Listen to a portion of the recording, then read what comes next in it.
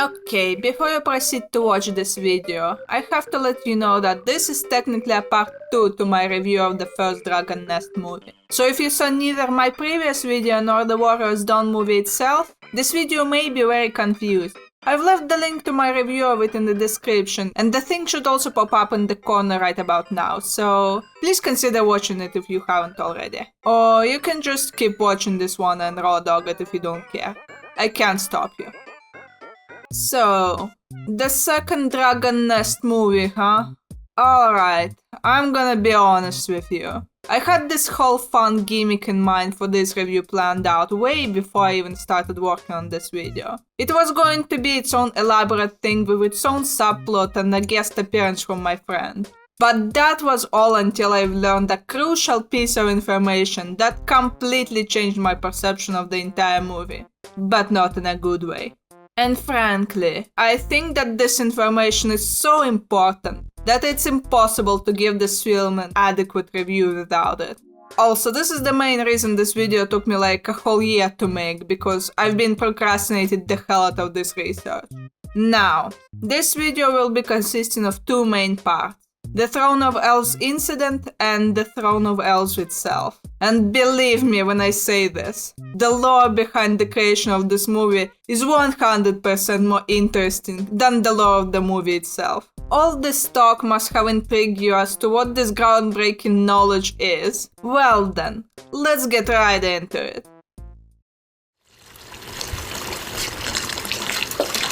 A fish! A fish!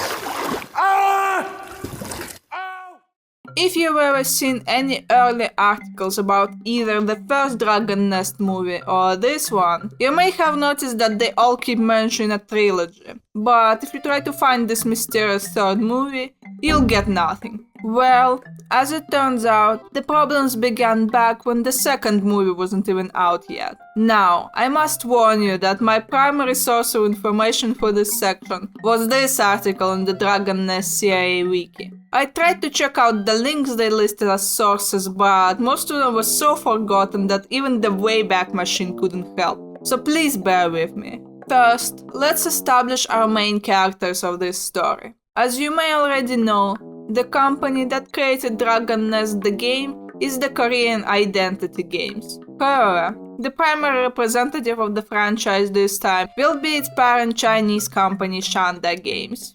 Our second protag is another Chinese company, Melee Pictures. Yes, they were the ones responsible for the Dragon Nest Warriors Dawn. It was their first ever film actually, which I honestly don't find that surprising. You might also know them for such fine cinema as The Three Little Pigs and The Lamp and The Ping Pong Rabbit. Wait, what? From the director of The Corpse Bride and the producer of the High School Musical? I'm sorry, but this has to be the wildest fucking combination I've ever seen. Anyway, apparently the work on the second Dragon Nest movie began only 2 months after the release of the first one, and it was supposed to come out in summer of 2016. The title for the sequel was revealed to be Dragon Nest: Throne of Elves, but before that it was just called Dragon Nest 2. And for the next 2 years everything was fine, but then the February of 2016 came. On February 24th, Shanda Games came out with a statement declaring that the licensing of the Dragon Nest IP with Melee Pictures ended all the way in August 2015, and Shanda Games have refused to renew the contract.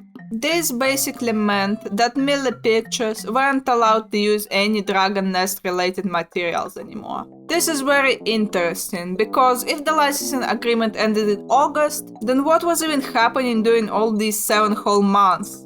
Now, I have no idea what the hell happened in their business meetings, because both companies refused to comment on this issue. But something tells me Shanda Games was being the stinker. Which, I have to state, is just my opinion, based on personal knowledge of the company's track record. I also feel like they specifically waited to announce the termination of the contract until the very last minute, because they also said this. Shonda Games will continue to expand the Dragon Nest IP pan-entertainment projects, and the follow-up film and television plans for the Dragon Nest franchise are already progressing in an orderly manner. Meanwhile, we warmly welcome partners from all fields to start extensive communication and exchanges with Shonda Games in regard to the expansion of the Dragon Nest IP. Or if we translate this from corporate speak, they basically said, yeah, we still wanna make more Dragon Nest movies, just not with you, lol. I'm still very curious as to what made them decide to suddenly drop the contract, since, as I already mentioned, they were planning to release a whole trilogy with them. I mean, even if the movies were ass, Shonda would still get the money for the IP, and I already know that's what they care about the most. So why would they pull the plug? Well, I have my own little game theory as to why they might have done it. So, as we've established, the second Dragon Nest movie was supposed to come out in the middle of 2016. But, as it turns out, Shonda Games was also cooking something around that time. And that thing was Dragon Nest 2 Legend, which came out in August 2017. And yeah, I've heard of the fabled Dragon Nest 2, but this was my first time learning about this absolute masterpiece.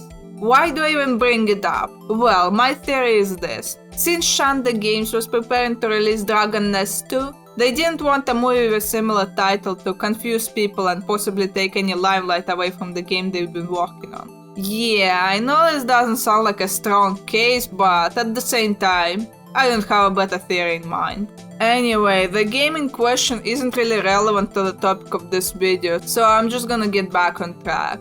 That said, what does this announcement mean for the upcoming movie? Well, at the very least, Shonda was gracious enough to still allow them to work on the film, but under the condition that it will not feature any of their IP. And as you can imagine, they had to alter a lot of shit. So now, instead of it being called Dragon Nest Throne of Elves, it became just Throne of Elves, without the dragon.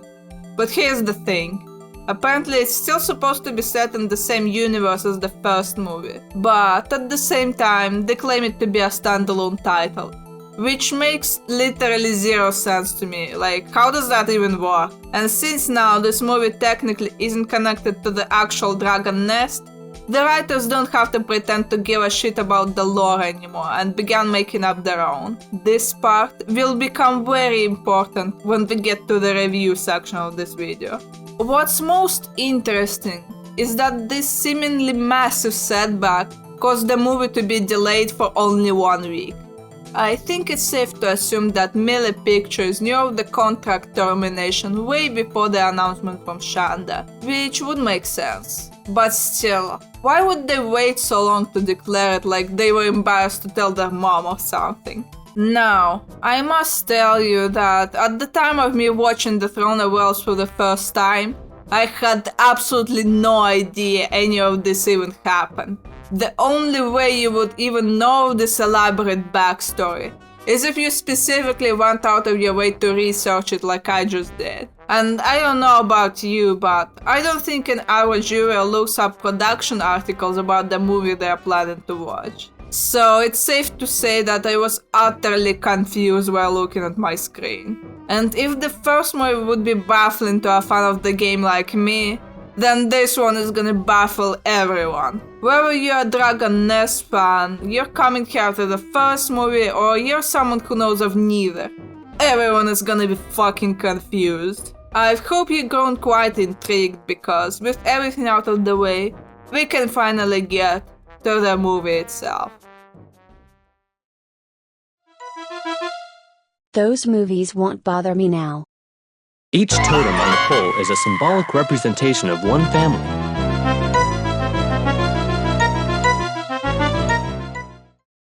Before I get to the actual review, I'm gonna preface it with a bit of a structural explanation. As I've already explained in the first section, this movie technically isn't Dragon Nest canon, and not like the first one was either.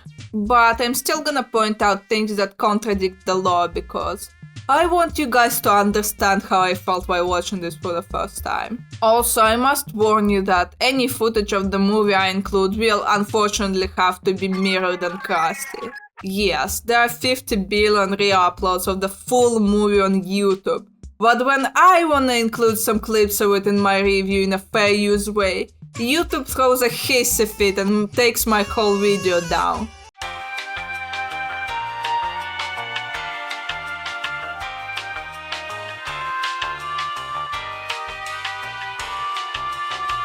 Another fun fact, on the day when I first saw this movie, I threw up the same night, so that's a fun coincidence. Alright, I think you guys had enough by now. Let's get to the point already. The movie starts by briefly recapping the events of the previous one. Or, to be more specific, it recaps onto the last part, aka the dragon fight. That's me, Fisher. Yeah, so as you can see, or should I say here, turns out the name Lambert was copyrightable enough for them to change Bro's name to Fisher. I wonder what the in-universe explanation for that is, because the name change is never actually addressed in the movie itself. I guess he liked this stupid nickname so much he decided to legally change his name when he got home. Which, I honestly can't blame him. I wouldn't want to be associated with Lambert either. But what was even more rewarding was the love of Leah, Princess of the Elves. Now, here is where the first contradiction appears, and we're not even a minute into the movie. I know it's been like 2 years since the first film came out, but did they really expect us to forget that Leah was Nervin's bodyguard? Since when did she suddenly get such a drastic promotion? Okay, so I actually decided to look into this a bit further, and now I'm even more confused. If you look at this wiki page, you can see that she is described as a follower of Princess Nervin. But what does that entail exactly? Well, if we now go to Leah's page, we find out that Leah is her bodyguard, which, yeah, matches the events of Warrior's Dawn. But then, if we scroll a bit, we can see this. Her elder sister is Nervin. And this is where my faith in this article completely died. Because not only was this never confirmed in either movies, this also makes literally zero sense. You're telling me that the elves had one of their princesses as a bodyguard for another princess? Who the fuck approved of that decision? Next you're gonna tell me that this one random elf who died at the beginning of the first film was a princess too? What the hell is this hierarchy structure? Also, she's younger princess of Anu Arendel's ordeal nest? What the hell does that even mean? Anyway, Fish complains that he can't see his girlfriend very often because she has to go back to Anu Arendelle. Oh wait, I guess I should call it Unspecified Elf Kingdom. I'm not worried. After all, we slayed. Feel like a femme queen. Feel like my paint, my makeup. After that, we get the unlocalized title card, and if anybody watching this knows Chinese, could you please attest to how readable this font actually is? Because to me, this is just giving one of those death metal fonts. We transition to Leah, who is watching Nervin throughout her wedding dress. Who is she getting married to, you might wonder? Well, it's none other than Leah's brother Elia, who was never mentioned in the first movie. I'm guessing he was supposed to be on one of those ships during Warrior's Dawn or something. Anyway, apparently Leah's brother is against her relationship with Fish, but Base Nervin doesn't care and still allows him to come to their wedding. After that, Leah sends Fish an invitation with a GPS tracker arrow, and we follow it all the way to Saint Heve, generic European fantasy city, where we see grown-up Lambert. This makes me question just how long exactly has passed since the events of the first film. According to the same wiki article, apparently Throne of Elves takes place only 2 years after the Warrior's Dawn, which somehow feels weird to me. Shortly after that, the scene changes again, and we cut over to that one place from the first movie. I must admit, I'm actually surprised that they even remember about this scene, because it became seemingly irrelevant in Warrior's Dawn.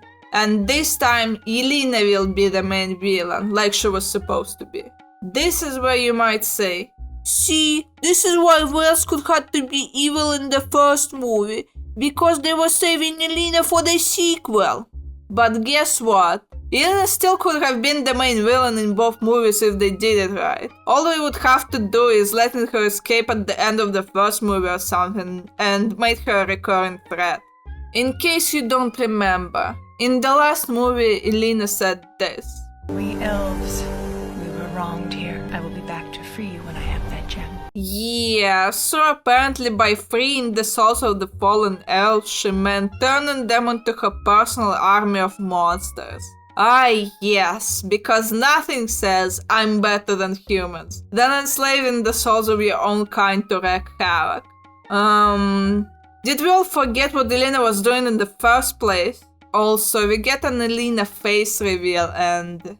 You know what? I think the hood should have stayed on. She's giving math teacher that would make me cry in class and I don't like it. Apparently whatever this ritual was caused monsters to immediately start spawning everywhere, including right next to fish, which is very convenient. Here and the dogs get jump scared by this persona looking bitch and we get our first sensory scene of the movie. In case you haven't watched my previous review, sensory scenes is what I call scenes where basically nothing of importance happens and it's all just pointless animations to entertain your toddler and artificially extend the runtime. And one thing that this movie definitely shares with the first one is sensory scenes.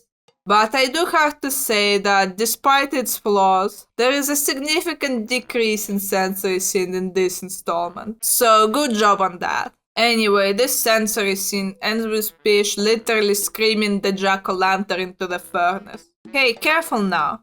That's a very bold move of you to include devitalizing how in your legally distinct non-Dragon Nest movie.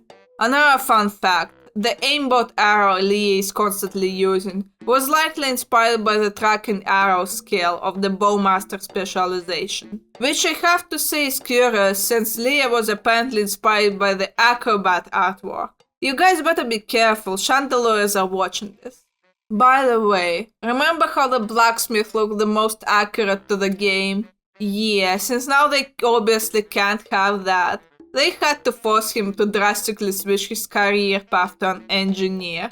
This just begs the question as to why they even made some of the characters look so unlike their in-game counterparts, as if they knew something like this would happen down the line. Ironically, almost none of the changed cast will even be in the second movie, so I still have no idea what the hell was the decision behind their appearance. Talking about characters from the first movie, we meet Barnack, who is lucky that he looks nothing like the real thing, otherwise he'd be sent to the Shadow Realm. By the way, if you're watching this movie without seeing Warriors Dawn first, you wouldn't even know what his name is, because here it's never even mentioned by anyone.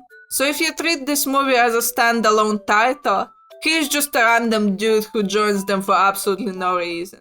Also, I don't know where else to mention this, so I'm gonna say it now. In my previous review, I was confused by the way they chose to pronounce certain characters' names. Wait, why are they saying his name like that? Since when is it actually pronounced with a V? Well, it turns out the reason they did that was because that's how the names are in the North American localization. And the only reason I even found that out is because I went to the official NA server's website and found this.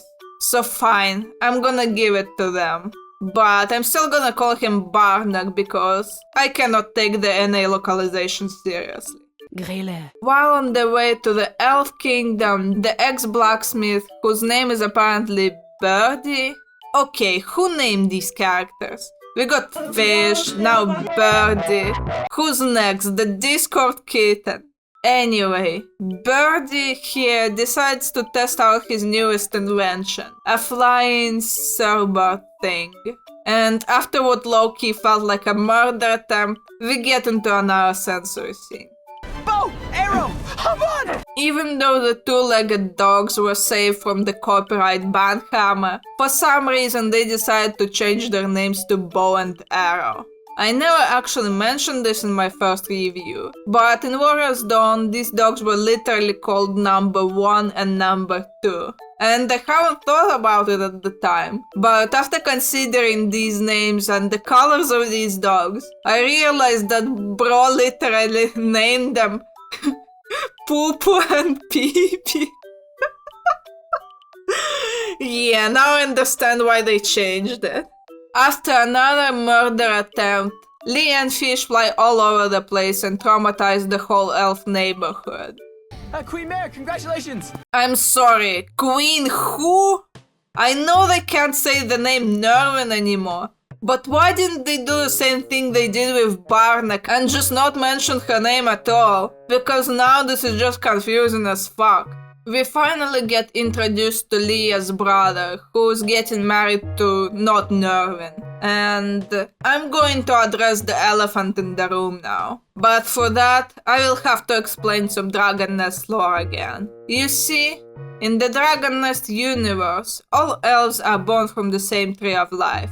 That technically means that all elves are related. Which in turn means the only reason this marriage isn't considered elf incest is because Sean the Games pulled the plug and dipped their IP from the movie. So you can imagine how fucking appalled I was when watching this for the first time without any external context. But wait, in an earlier scene, Elena calls the souls of elves that she imprisoned sisters. Come, my sisters. Which would indeed confirm that all elves from the same tree are supposed to be related. Did she mean sisters as in like homie sense? Hi, sisters! Because this wording is very sus considering the source material lore. So is there elf incest or not? What the hell is going on here? Okay, so I'm gonna be charitable and say that Yelena did indeed mean sisters in a girly pop way and not in a family way. Because in this universe, instead of the Tree of Life, here they have the Gem of Life. Originally, there was only one gem, but the gods split it in two, one dark and one green, to represent death and life. No one knows where the dark gem is. And this was where the movie completely lost me. Now, it doesn't take a lot of brain power to piece together that by the dark gem they mean the dragon jewel that is now with Elena. And this contradicts not only the lore of the game, but the previous movie as well. First, it was established that this black jewel was a dragon's gem left behind by The Battle of the Three Dragons, the symbol of the dragon race. But now apparently there were only two jewels, and one of them was with the elves? In that case, where the hell did Argenta and Jaren's dragon jewels come from? If they were split from the good gem, then they would have been green. No. Anyway, I have no idea how to make sense of any of this.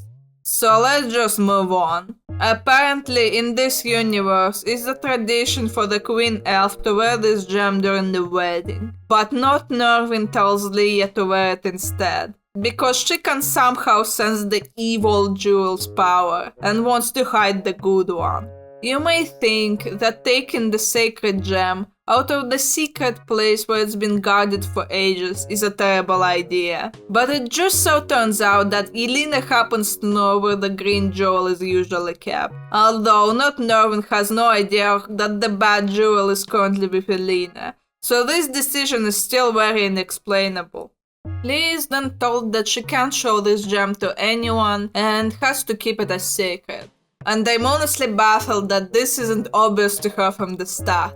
I know he's your boyfriend and all, but why would you even expose the very powerful sacred artifact of your entire race to a random human in the first place? Like, what good could even come out of that? Besides this, Not Nervin gets radicalized by her fiancé and tells Leah that she shouldn't be with Fish because he's gonna die in like 60 years anyway, and she should be busy protecting the Elf Kingdom instead. And not that I really care about their relationship, but like, isn't that your job, bruh?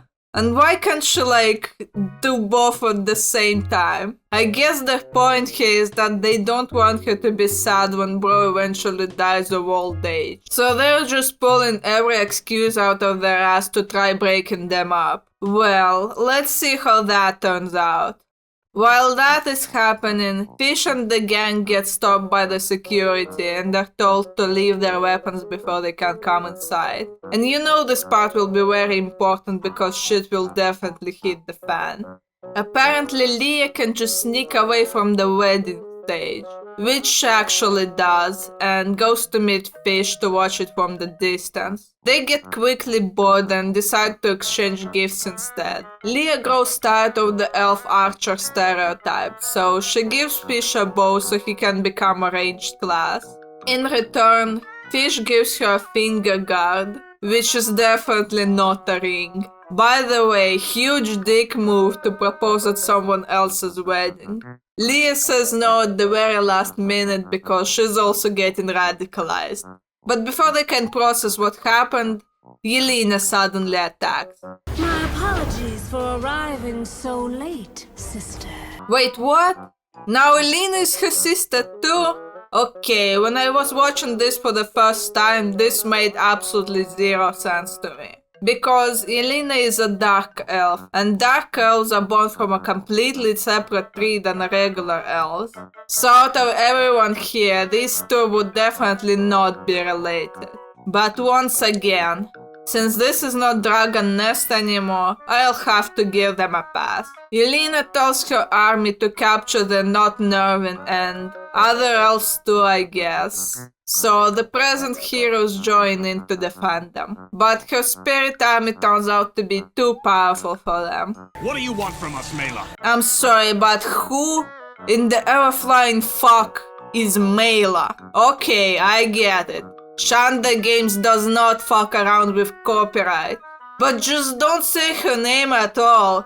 Don't make this movie even more confusing than it already is. Turns out, Yelena came here to look for the second gem. Yeah, I'm sorry, I'm not calling her Mela or whatever the fuck. While she's fighting with Not Nervin, Fish decides to try MLG sniping her with his new bow. And because he's the main character, he is immediately good.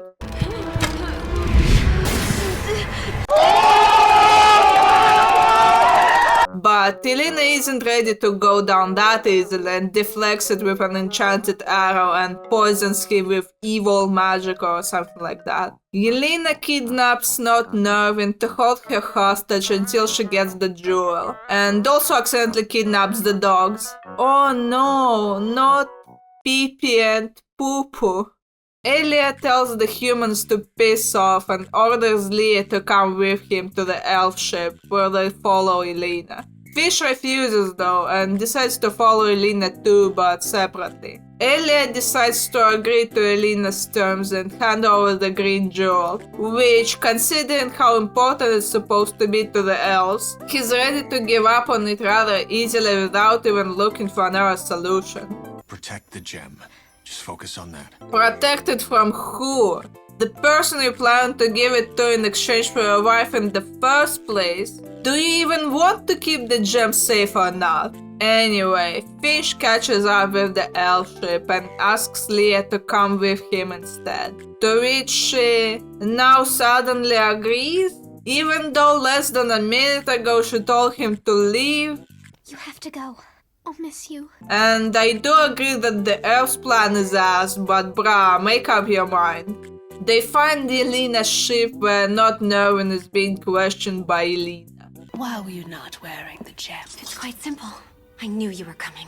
Oh, that's very convenient, isn't it? By the way, about her knowing shit she isn't supposed to. In my last review I said this. How and why does she know about the Black Dragon? Nobody knows. To which I must give them a bit of credit, because in the sequel it is actually explained how she knew about the monsters. It was the elf map, which is supposed to show literally everything what's going on in the world. But wait, remember what Not Nervin said while talking about the two gems earlier?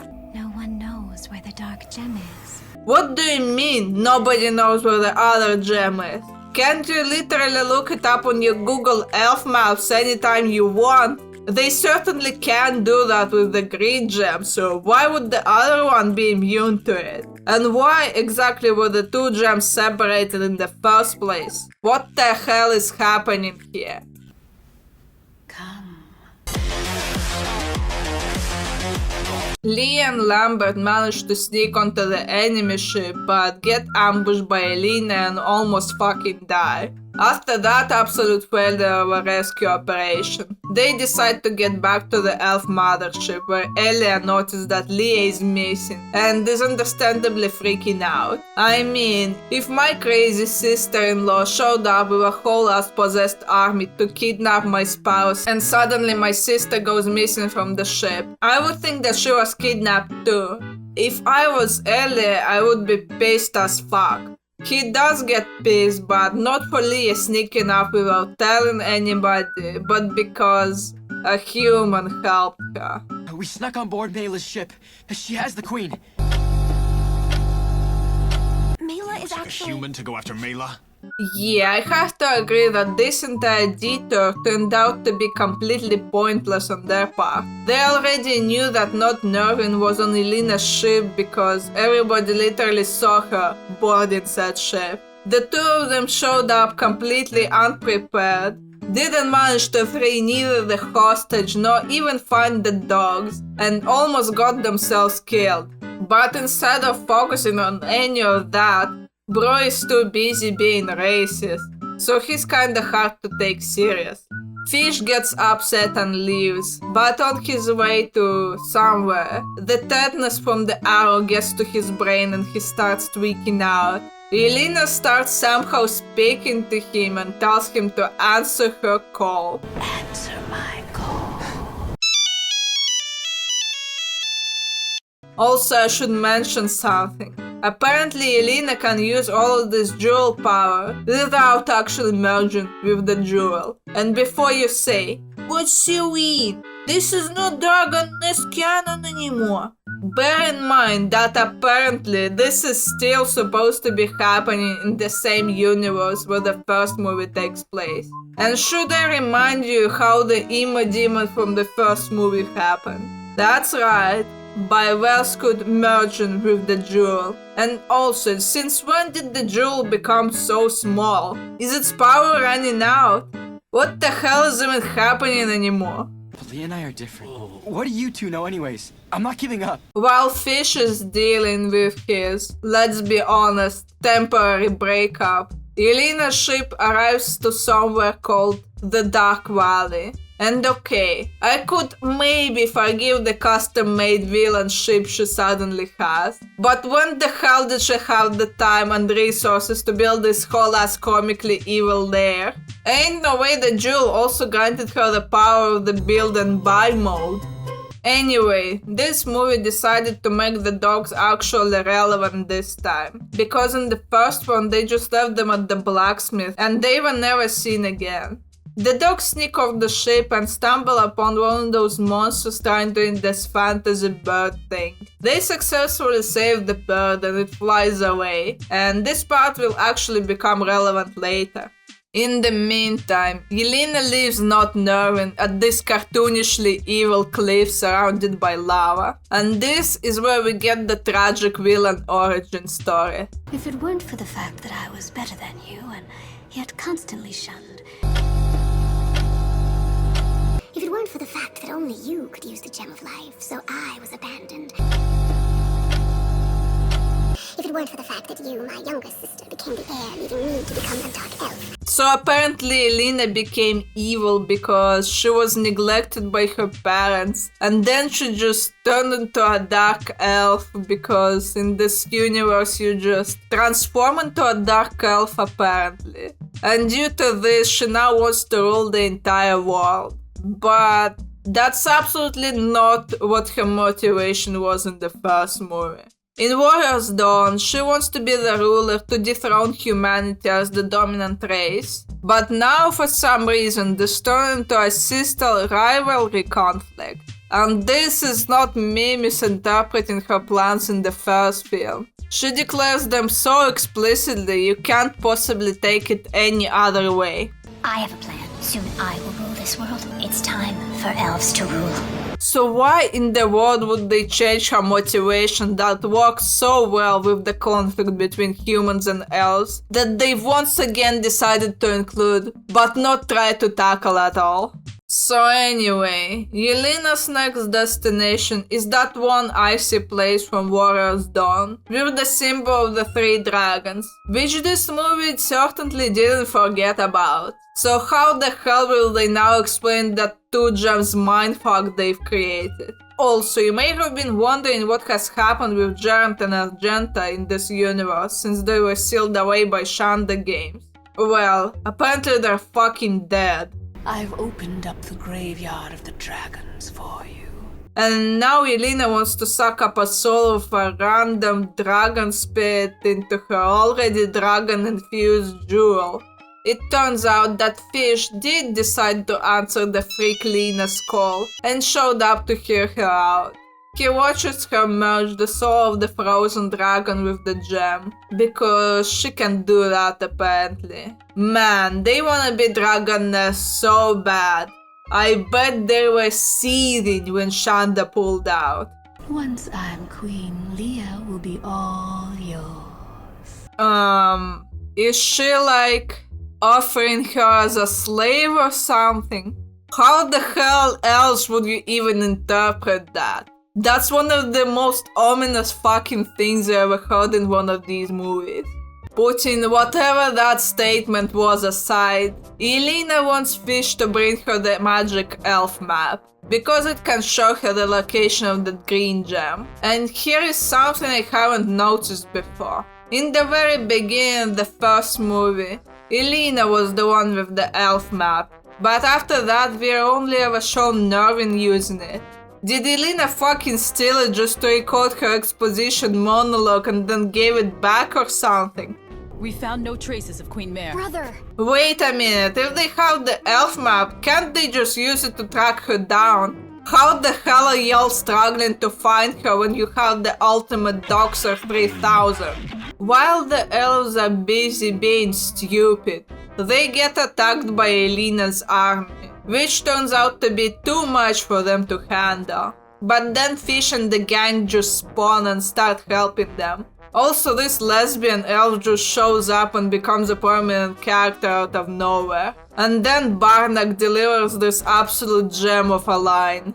We humans don't fight like elves! We eat meat and drink wine! This whole ordeal ends with the elves' entire fleet being completely destroyed, so the remaining elves are forced to ford Barnack's ship. But Elia doesn't want to admit that the elves were absolutely humbled during that battle, and now everyone on the ship is beefing with each other. Nonetheless, Elia notices that Fish was infected by the evil jewel and tells Leah that Fish is gonna turn evil too. Because this is a zombie plot too now. Also, he thinks that Yelena was infected by the jewel too. And then he will be lost, becoming nothing more than the gem's puppet, just like Mela. But we know she's been evil even before having it. Don't try to manipulate mansplain me, Elia. Leah wants to try using the Gem of Life to heal Fish, which is a fair suggestion. But Elia thinks that this could make him worse somehow. Doesn't this gem naturally repel the Dark One? Why can't we use it? It has never been attempted on a human. Could make it worse. I cannot allow the risk. Wait, I thought you didn't care about Fish. Oh, look at the little tsundere.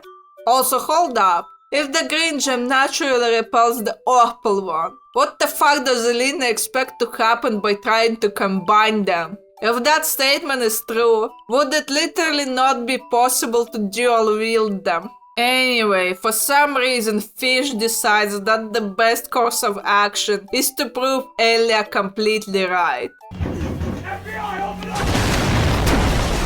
He didn't even try to be sneaky about it, bro literally snatched the map right in front of everyone's face. I'm sorry, but even if he's being manipulated by Yelena, this is an absolutely diabolical move. The only consequence for him not listening to her was a vague-ass threat. Like, all she said was, "You'll suffer the consequences."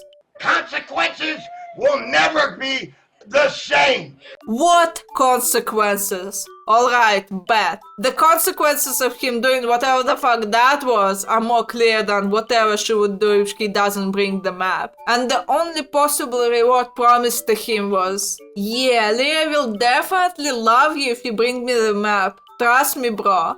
Like, bruh, what is this? Meanwhile, the dogs help sneak a bow into inert Nervin's enclosure, and she decides to use it when Elena comes to flex her enhanced dragon jewel. She almost manages to take the evil jewel, but it shocks her and she can't do anything about it.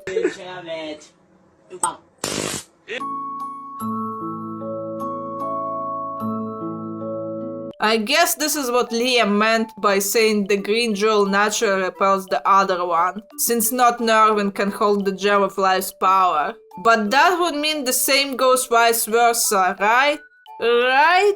While Elena is contemplating killing not Nervin, which I must say, killing your only bargaining chip is a stupid move if you really want that green gem. But at that moment, Fish shows up with the elf map, and surprise surprise, he gets betrayed by Elena. Wow, who would have seen that coming? With that, Yelena finds out where the Gem of Life is, and lets Fish go back, since his zombie transformation is almost complete.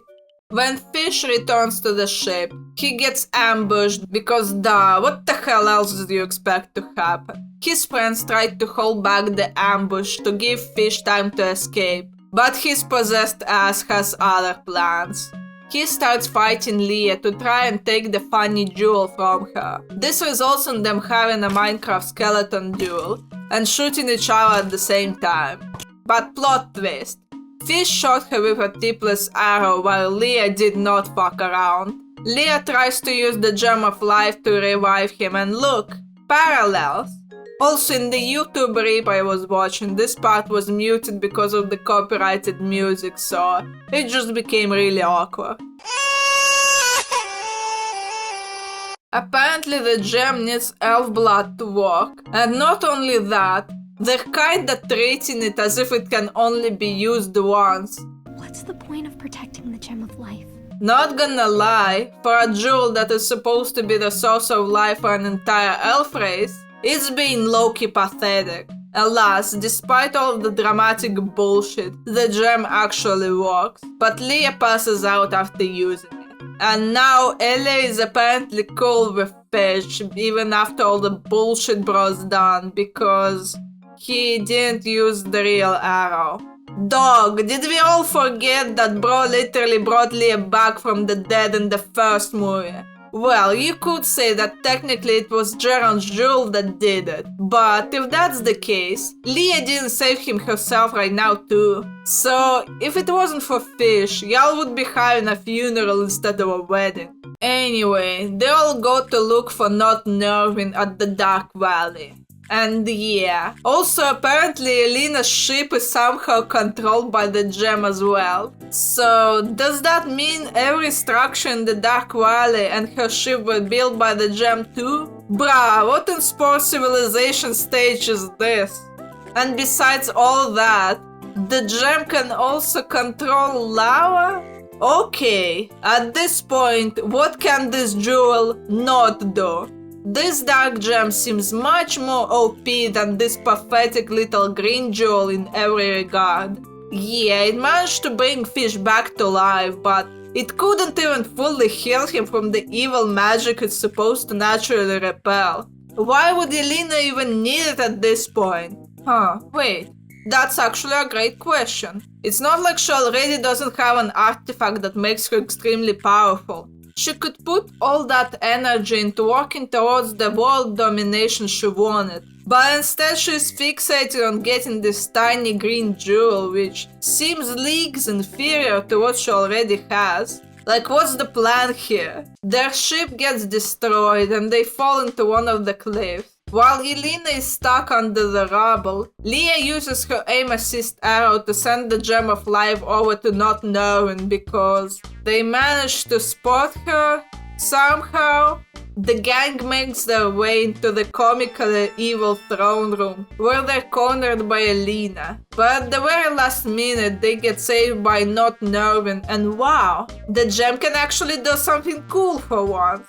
Also, apparently everyone was so busy reuniting that nobody noticed Elena sneaking the dark jewel into her little cocoon, where she finally merges with it. I say finally because how the hell did it take her so long to do that? And once again, how was she even allowed to use the jewel's power without merging with it?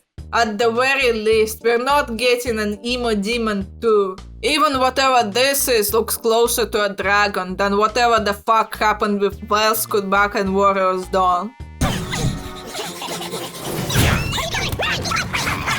Okay, I must admit, I had to rewatch this part because after this you'd think that the group would be chased by Elena. But for some reason, after a quick cut, a completely different monster spawns literally out of nowhere and chases them instead. Where the hell did it even come from? Was it like patiently waiting by the exit for a signal from his mommy queen or something? I swear, this scene feels like it had another one in between them, which was removed during production for some reason. Anyway, remember that one bird the dog saved some time ago? Now it's back with its flock to help the gang escape from the monster. Too bad it can't stop Elena though. Fish remembers how he burned one of the monsters in the furnace and gets the idea to do the same with Elena. But it doesn't work because duh, she can literally teleport and control lava. So Elena finally acquires the jewel, which doesn't repel her for some reason. Yeah, that's absolute bullshit. Anyway, Fish tries to take the funny jewel away from her while she's absorbing it, and they both fall into lava. Everyone thinks he's dead, but then the Gem of Life finally decides to become useful and turns the entire volcano into a tree. And yeah, apparently its aura is so strong, every monster in the vicinity falls apart on the spot, and the spirits are free. To which I have to ask, if the funny Gem of Life could do this the entire time, then why the hell couldn't it be used to dissolve Elena's entire army since the very beginning? Does it only work when it's dunked into fucking lava or something? Yeah, I have to point out that the conditions of the Gem of Life's power are incredibly inconsistent. First time we ever see it working is when Leah slashes her hand to drip her blood onto the jewel. Okay, so that would mean the gem needs blood in order to work, right? But when we see not Nervin using it, she wasn't shown using any of her own blood to activate it. And now apparently you don't even have to be an elf to use it, since Fish managed to activate it. And that's not the only discrepancy. Let's go back to the first time the jewel is used again. Remember how everyone was treating it like it can only be used once before? I don't know. What was actually supposed to happen according to them? Its power certainly wouldn't have run out because it definitely has enough to do whatever this is. And the jewel is blue now. Wait, what? Wait, so does that mean Fish literally burned to a crisp in the volcano and now the gem brought him back to life? Is that how the gem was activated? If that's actually the case, then it's even stupider. Fine, I could have seen it making sense if the Gem of Life worked on a trading system. AKA, if you give it some of your life, it will grant it to someone else. But this exchange becomes completely pointless if the jewel also gives back said life that has been sacrificed too. Like, why would it even be necessary at this point? It's like if you went to a store and the clerk gave you your money back, but you got to keep the item that you bought. This makes absolutely zero sense. No human has ever fused with the gem. Okay, so apparently Fish is now fused with the Gem of Life. So if the Gem of Life is supposed to be the source of elven power, what does that even mean for the elves? Is everyone just okay with the fact that the power of the entire elven race is just stuck with some dude now? But of course, all of these questions are left unanswered. And guess how the movie ends? With a shot of Elena eeping in the tree. Yeah, that's literally it. There is no confrontation with her, no resolution or consequences. It just ends. Well, there is a post-credit scene where Barnack is struggling to pick up all the gold he's earned from selling his ship, which I probably left out during my recap, but that ultimately adds nothing to the plot.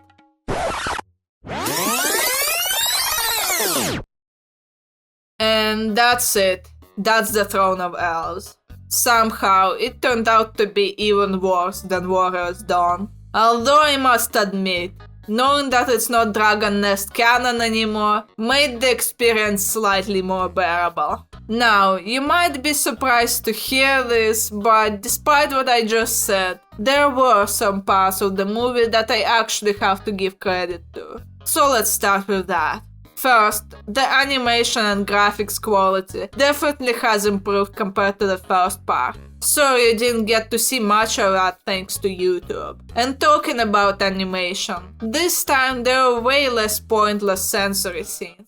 They managed to make them into action scenes instead, and I have to admit, they were low-key fun to watch. And that is where my praise has to stop, because everything else I have to talk about was so offensively bad. The script feels like it was written by 30 different people, and each new person wasn't allowed to read the previous parts.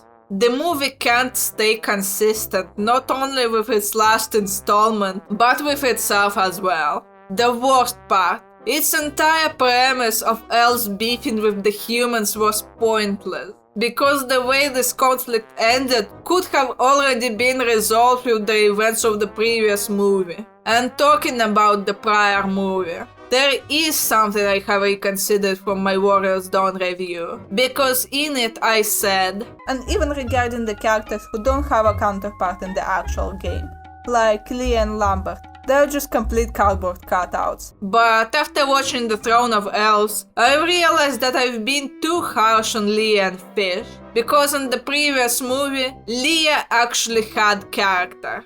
Notice how I said had. Fish didn't really change in between films, but the same could not be said about Leah. Warriors Dawn Leah used to be brave, daring, selfless, and a tad rebellious. A bit of that could still be seen at the beginning of this movie, but at some point it's like she's been replaced by a bad clone. Out of nowhere, Leah becomes meek, spineless, and indecisive. It's as if she stopped being able to act by herself and constantly waits for Fish, her brother, or not Nervin to tell her what to do, and she can't even choose one person to stick with. The Leah from the previous movie would have been beefing with Elia for trying to boss her around, and she would definitely refuse the beginning plan of giving up the jewel. Her cheeky side was the entire fucking reason her romance with Fish makes sense in the first place, because it allowed her an outlet for her qualities that would be frowned upon in the orderly elf society. Yes, this movie is so bad, it got me over-analyzing Warriors Dawn. Also, remember every excuse that Leah's fam used to try convincing her to break up with Fish? Yeah, apparently none of it even matters anymore, because they like him in the end. And I guess Fish is immortal now since he's fused with the jewel, even though that's never directly confirmed, so I'm just using Dragon Nest logic to fill in the gaps. But bruh, this was a very good opportunity to teach the kiddies something like, even if it won't last forever, the experience still matters or something like that. But instead, the message is... I don't even know what the actual message is this time. If someone has a bias towards you, prove them wrong and hope that it works. And also, if a girl rejects you, she doesn't actually mean it, and apparently if you keep trying, you'll win her over. What do you two know anyways? I'm not giving up. Which, I have to say, incel core is the last thing I expected from this movie. But Sewin, The reason this movie is so bad is not the studio's fault. It could have been way better if Shonda renewed the contract. You know, I actually thought about that too. Would this movie really have been better if Mille Pictures were allowed to use the Dragon Nest IP? Unfortunately, there is no way for us to ever find that out for certain, since we don't have access to the original script draft. But what I do have access to is the summary of the original plot. Yeah, once again, I'll have to admit that my only source for this was the CIA wiki, so there is no way for me to check how accurate this summary is. But apparently the original movie was supposed to go like this. After years of war and devastation, peace returns to the mythical land of Altera. The human hero of the war, Lambert, finally reunites with his true love, the beautiful elf girl Leah, at the grand wedding of elf princess Nerwin, much to the displeasure of those closest to them. The prospect of a union between human and elf is quickly overshadowed by news of Princess Nerwin's bitter rival, Dark Elf Elena's discovery of the dangerous and powerful Black Dragon Jewel. A gem so powerful it allows its holder complete authority over the peaceful citizens of Altera. Soon after this discovery, Elena kidnaps Princess Nerwin, holding her prisoner as she sets about her evil plans. So begins an epic quest as Lambert and Leah get their weapons and team up with a roguish band of heroes in a battle between humans and beasts, good and evil, love and hatred, and to once and for all restore peace to Altera. And now, let's hear the summary for the version we just watched. Human juvenile Little Fish was invited to the distant and mysterious Elf Kingdom to participate in the Elf Queen's wedding. Taking this opportunity, he could finally meet his elf girlfriend Leah. But the Dark Elves broke into the romantic wedding with Army, forcing the Queen to hand over the Jade, which was powerful and controlled the elves' lifeblood. After being met with resistance, the Dark Elves held the Queen as hostage. The whole Elf Kingdom fell into a panic. In order to protect Leah, Little Fish resolutely joined the elves, and together, they started the adventure of Queen rescuing. It was not just a journey full of danger, unexpectedly to Little Fish. It was also a tremendous test to himself and to the love between Leah and himself. Now, if you take these two texts at face value, they do indeed seem noticeably different. However, once you take a moment to process what both of them actually say, and don't get distracted by low-key bad English, you can see that these two versions of the movie are actually not that different. First up, both plots start with Lambert, or Fish, being invited to the Elf Queen's wedding, where he reunites with Leah after several years. Then, a dark elf, Elena, crashes the wedding and kidnaps the bride. This ultimately results in Fish joining Leah, as they set off on an adventure to rescue the Queen and save the world from the big threat. In fact, I bet if I actually removed the copyrighted names from the first summary as well, and asked you which one was supposed to describe the finished product, you probably wouldn't even be able to tell them apart. Once again, I have zero knowledge about the process of production of animated films, let alone this one. So perhaps the first version was supposed to have more characters we would recognize from Warriors Dawn that they couldn't use in the end and had to scrap. My point is, whatever they had to change clearly wasn't a lot if the plots of the two versions are almost indistinguishable from one another. But there is another factor that completely destroys my belief that Shonda Games could have possibly saved this movie from being terrible. And if you paid attention during my summary comparisons, you might already know what I'm about to point out. And that is, of course, the fact that the elf wedding was present in the old version too.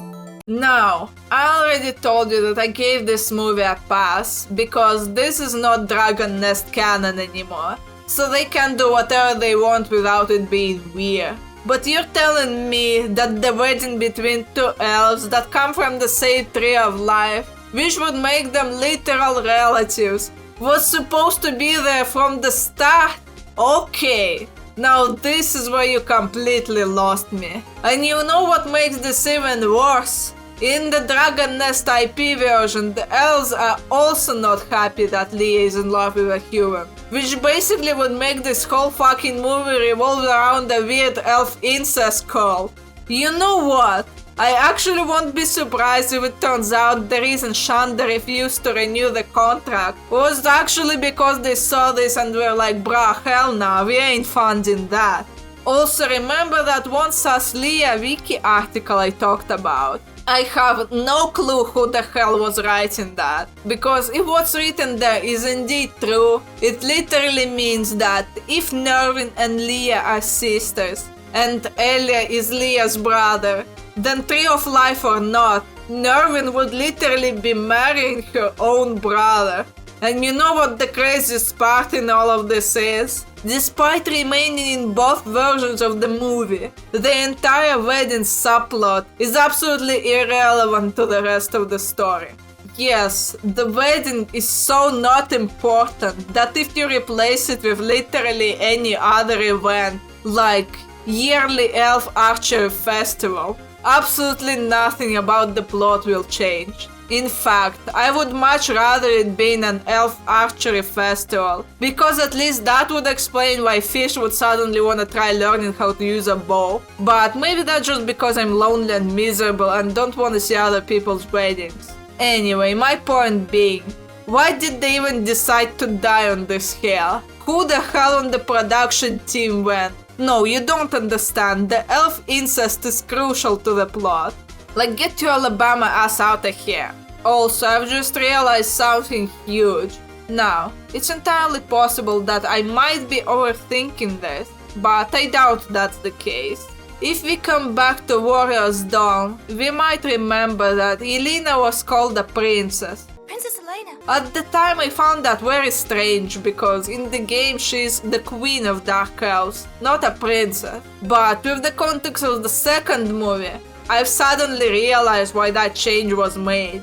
In the movie she's called a princess because she's supposed to be Nervin's sister. That part was not, in fact, made up for the second movie after the IP pull, which means that the elf incest wedding was intentional from the very fucking start.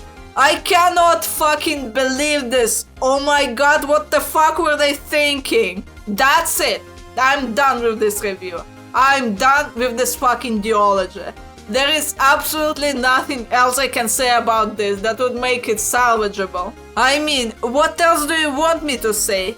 Do not watch The Throne of Incest. We got Game of Thrones at home, our movie. That's it. It's bad. I am leaving. Peace out.